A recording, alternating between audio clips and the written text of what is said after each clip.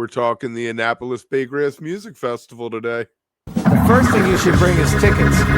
Bring a tarp. Bring a ground cover because it gets pretty wet.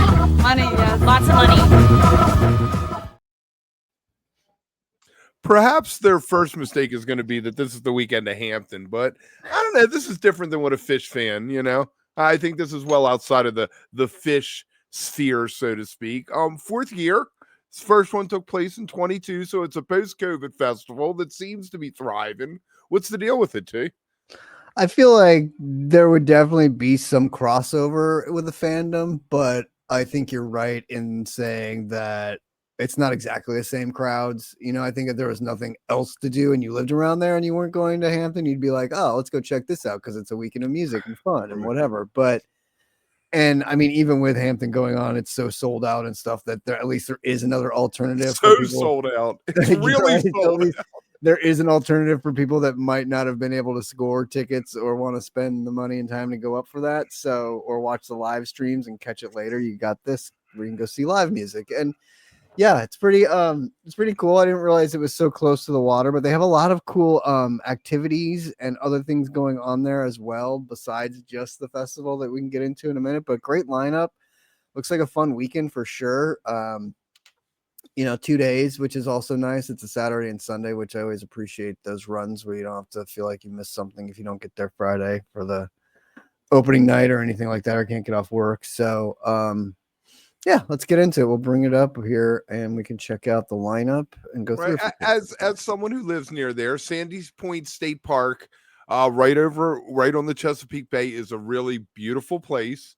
You're going to have a fantastic, you can pull it up while I'm saying this. Yeah, I mean, the views are going to be great. It's a really special spot. And part of what they do is they're supporting Chesapeake Bay conservation plus mental health awareness. But part of the reason for this is we want to eat blue crabs. We want the oysters to thrive. So yes, right, exactly. And I love every jam saves the bay. That's great. Little slogan. I'm always big on the slogans and the way they can nail those down. That's a really good one. And I like the little thing at the top too. This is as close to perfect as a festival can get, from Glide magazine. There you go. Nice. Getting some things. So we can check out the lineup here. Here's the overall lineup. We can break down the days here in a second, but just to give you a sort of an overview of everything. Yeah, not bad. I mean, Greensky Bluegrass, Molly Tuttle, Railroad Earth, great lineup. I mean, Kitchendeller's LaMP, Grateful Ball. Look at how far down on that list Sam Grishman is. I mean, that's kind of impressive to see how, what we think of Sam and how great he is, but to be that low on the thing tells you how great some of the other stuff above him is. And that's no slight on Sam because Sam's rad, but it just shows you the depth of this festival that he's that far down there, that they have that many people ahead of him. So that's really cool. That was the first thing I noticed. I was like, oh, Sam's there, but man, he's far down there, but that's good. I mean, that's a cool thing. So, Kyle Hollingsworth went to Towson State. So he went to college around here. Hometown guy. Yes. So that's a good thing. Elliot Peck, who, if you don't know, is part of Graham Lesh, the Graham Lesh consortium of artists that hang around. She was at all the shows out there for Dead 60, singing backup vocals. So surprise sit-ins probably is going to be the artist at large, Holly Bowling. They've played together. We like that. Maybe we get Molly out there, man. Can you imagine if we got like an all-female cast out there for a couple tunes? That would be sweet. That would be great. It would be good. Molly Tuttle's band is all women, so there you go. That'd be sweet. I mean, I'm wondering if this is the first time that her and Kyle have been at the same place, and if she'll have Kyle come out. Kyle was in her old band, obviously. That was a whirlwind, wasn't it? One day she had the one band, and the next day she's like, actually, all the festivals coming up are going to be with this other band that I just put together. So right. I like that it's so also, besides just the music, it's like they say here, music with a mission. It's more than just a festival. It's a celebration of community, conservation, and connection. Like I said, it was located closer to the beach, which I didn't realize when we were doing this, but that's really cool, right? And the beachfront of the Chesapeake Bay, that's awesome. It's really cool. We can look at some of the lineup. Yeah, we That's get crazy. Railroad Earth, man. They're still kicking around and Wait, where's still the writing new music and out there making it happen. And Kitchen Dwellers and Greensky are the two front bearers of a lot of the jam grass. Obviously you have Billy, but right, right. But yeah. So there's kind of, I mean, two sets. So here's your Saturday lineup: Green Sky, Kitchen Dollars, Lamp, Sam's on that night. Sunday, Railroad Earth, Molly Tuttle, Travel McCourts, Grateful Dead, The Grateful Ball, Grateful yeah. Ball. The park. Here's kind of the grids. We can bring these up too, so you can kind of.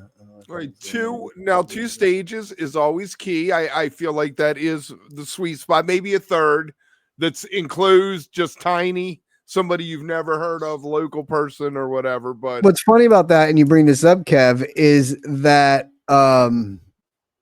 regardless of that fact that they are no crap, I totally forgot what I was gonna say. You're gonna have to cut this out. What were we just talking about? three stages, two stages and a Two third, stages. maybe. It's interesting you say that, Kev, because I was looking at the map, and we'll bring that up in a second. But this is one of those festivals, and I feel like this happens kind of a lot at more of the bluegrass festivals. But the stages are side by side; they're like right next to each other. At least on last year's map, they haven't released this year's map, but they have last year's up to kind of give you an idea of it. We'll bring that up in a second. But it's side by side staging, so it's kind of like one of those where it's also could be a good thing though, because you kind of get right away, right? So like as you see on the schedule here, 11:30 to 12, but then at 12:05, Elliot Peck and friends are on, and then they end at 1:20, but at 1:30, Sam's on. So you kind of really get there's no lag between having. Remember the spinning stage at Locken? Right, That right. was cool. Yeah, and they did that out here. No, what do you like? You like side by side better, or do you like end to end, like two sides of a football field, or like they had it on that beach fest? Well, I'm a bigger fan of like the two stages across from, like, away from each other. The downside of that is obviously having to move if you're at one for one band, but you got to get over to and chances of being up close are a lot harder unless you get there early. And you stay in the middle, man. All you got to do is turn around. That's just it. You can stay in the middle a little bit easier. The thing with side to side is it's never perfect, because if you're at the front row of one, you're kind of then off to a weird angle for the next one. And so if you're back, you're kind of like, it's good in the fact that you're not getting crossover sounds though sometimes, right? Like you're not getting two bands playing at once sometimes, where the music kind of interferes with each other and it's just this loud noise in the middle. So it goes both ways, but I do like I prefer the festival setup where it's on opposite ends and it's more fun to like walk around and check it out.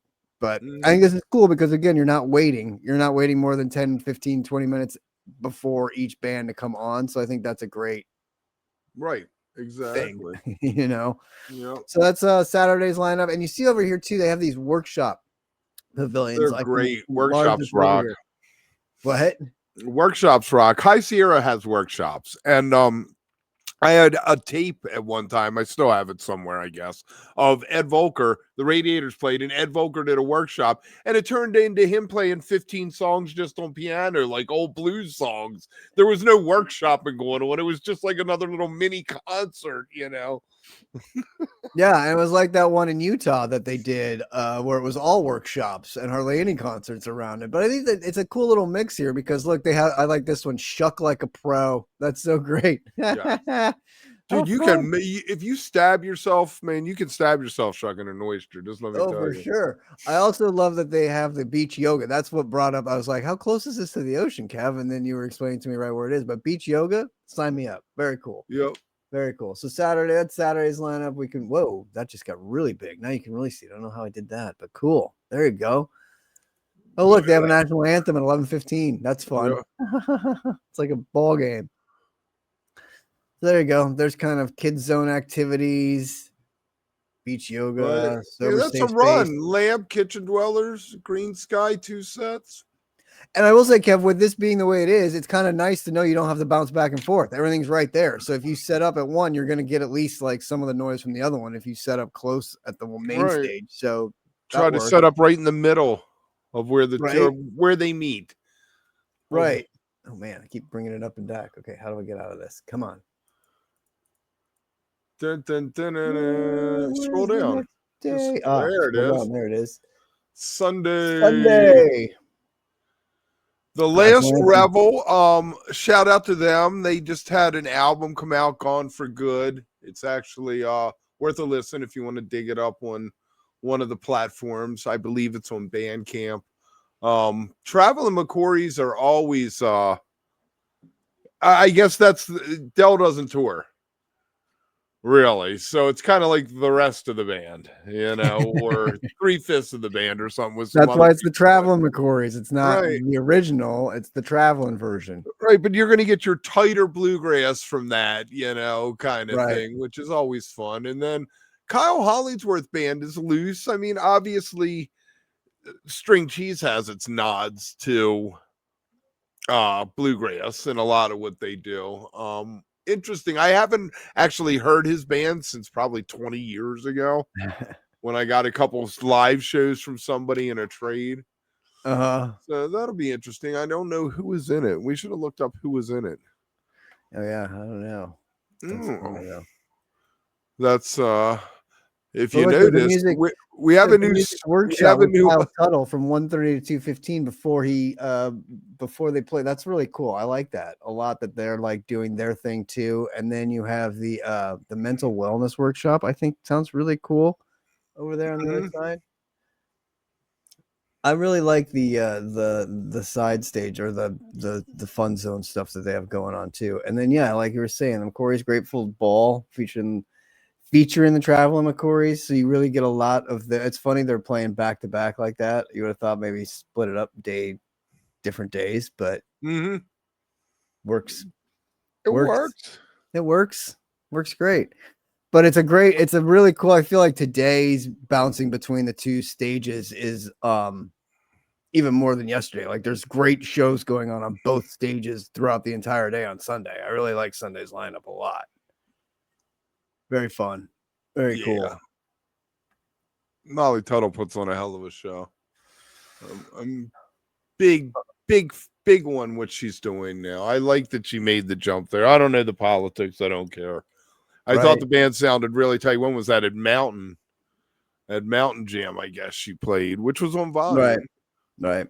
If you're watching this on YouTube, you should be watching it on volume.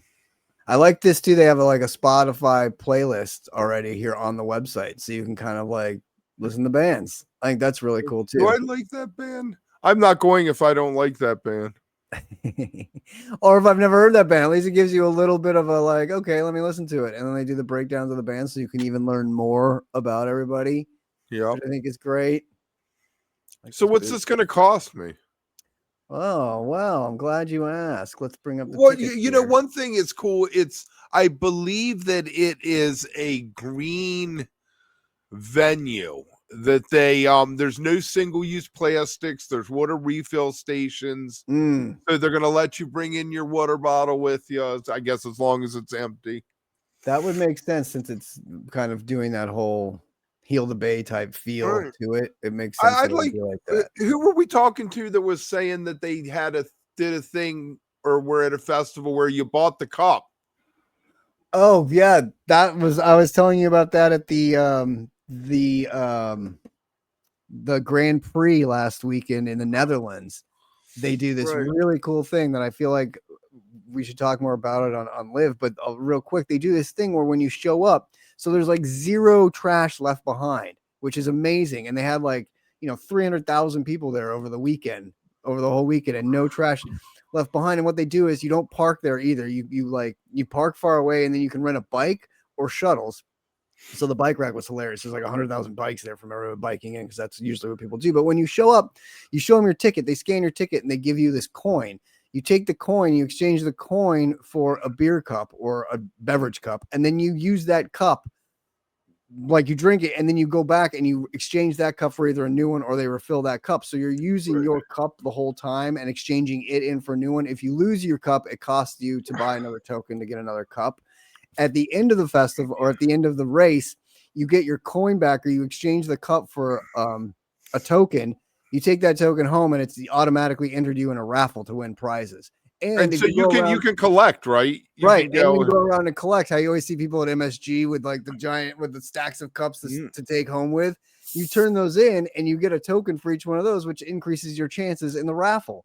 So everyone wants to clean up. It was a fascinating thing that I looked into on this and was blown away by it. I talked to Kev about it. I was like, when we do Wook Festival, this is exactly how we're doing the drinking and the trash and the cleaning. And same thing for all you balloon heads and everything. Like, this is the way you do it. You get one balloon, you trade in your balloon every time you go to get it. That's how it works. Keep the trash in the trash. Oh, you don't have an empty? That's right. Well, go over to see that table over there. You can go over and purchase your balloon over there. That's right. Don't leave them on the ground, pick them up, trade them in. It was really cool. So I feel like this will be a perfect place for that too. I think more festivals need to look into how to claim that, because we're always, I think somebody posted that picture. When was that? This year, last year, of a fish show after the show, the at Forest Hills. Forest Hills. And everybody freaked out about how bad it looked. Well, this would eliminate that whole problem. Well, a lot of people were like, what's the big deal? They pay people to pick it up. Sure, they do. But you know what? It's even better if you don't leave it like that, right? So if there's incentive to not do that, and there's a way that the venue helps you not do that, let's do it. Let's all join in. Or just pick up your trash. Anyway, so what's this Here's cost? The prices. 2 days. I mean, it started out cheap. Look at that. Lowest ticket prices for before were $201 to start. And then the early birds went up to $224. And now it's at $264, which still isn't bad. But I mean, if you knew you were going to go, $201 is a great price point for 2 days. That's fantastic, man. And that's just regular. Now, do they do a VIP or? So then there's the kids 2 day GA is $100. Okay. VIP 2 days 600, which also started at $491 though. I mean, is it worth it? Read the fine print to me. Is it worth it? So let's see. VIP, dedicated check-in, exclusive parking, exclusive access to backstage VIP village and hospitality with live broadcast stage music. New this year, exclusive intimate performances in the VIP village. Ooh, so you get some extra music. That's kind of fun. Dedicated shared pavilions with seating and lounge areas, chef prepared, daily hot meals that include seafood and non-seafood, side dishes and desserts. Well, there you go. Yep. Vegetarian, vegan options also available. Oyster voucher may be used for a VIP drink voucher. 2 adult VIP beverages or non-alcoholic if you want. Preferred VIP only viewing. 1 poster. 1 commemorative metal pint cup. Sorry, one commemorative metal pint cup. There you go. VIP bars with discounted adult and non-alcoholic drinks, complimentary waters and sodas. There you go, Kev. VIP only air-conditioned bathrooms, wherever Tim is. There you go, Tim. Dedicated beach access. Oh, you have your own private beach. That's cool. Nice. So that's kind of worth it. I mean, especially if you got in hair massages. Right. Especially if you got in at 500. Yeah, if you got in at 500, that's not a bad deal at all, for sure. And then they have single day prices down here. VIP single day is $321. Kids single day is $149.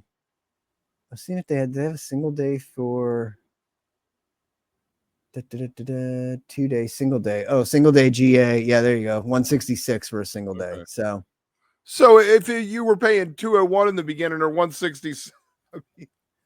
Yeah. I mean, you'd want it's $264 or $166. So it's, it's a little bit cheaper to go both days. You're saving a little bit. You buy the 2 day and give the rest away to someone. Right. That's pretty cool. Yeah. Not bad price point at all. Not a bad price point. Right. No on-site camping, but they do have a lot of hotels in Annapolis because the midshipman, the Naval Academy is there. So all the parents come all the time. They got tons of hotels. And they do there's a campground. There's a KOA campground. 15% discount code and was Baygrass 25 and shuttle service. So that's key is shuttle service. Yeah.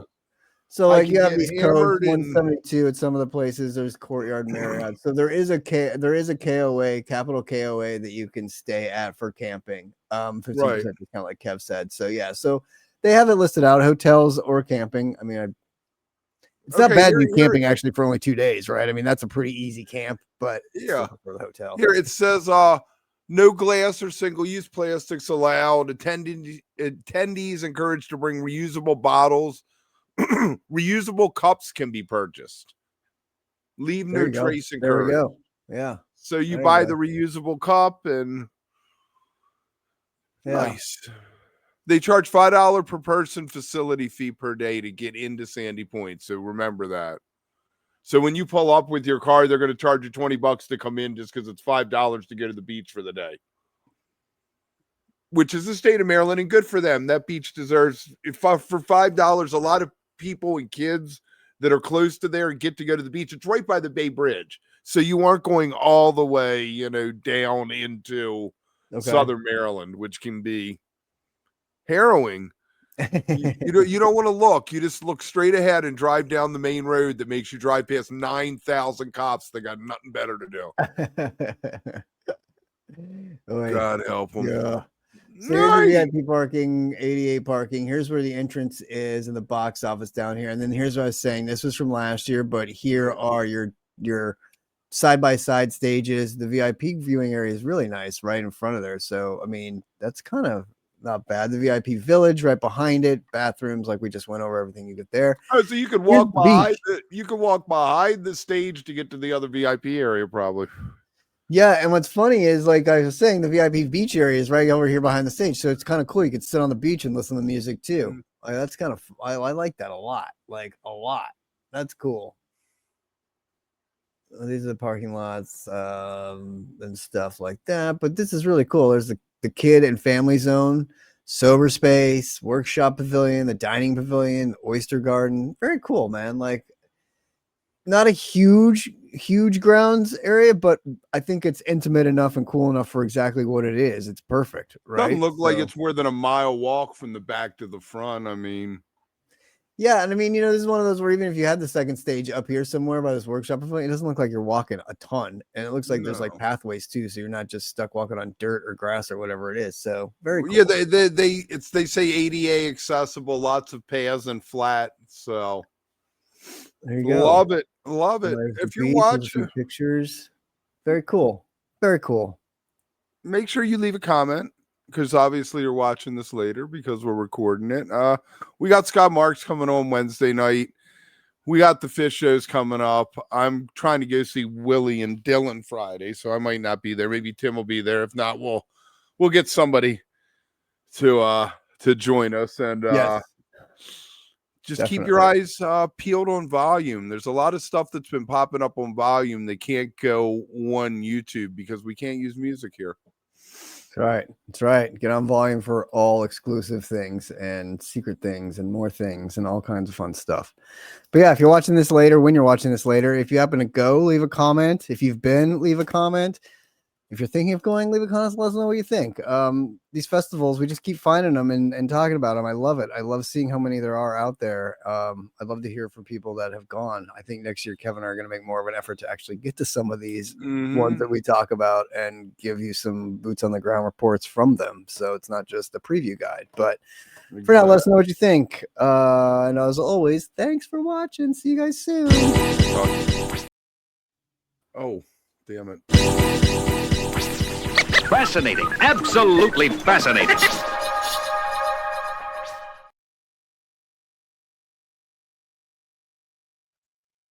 I feel like I have a sensitive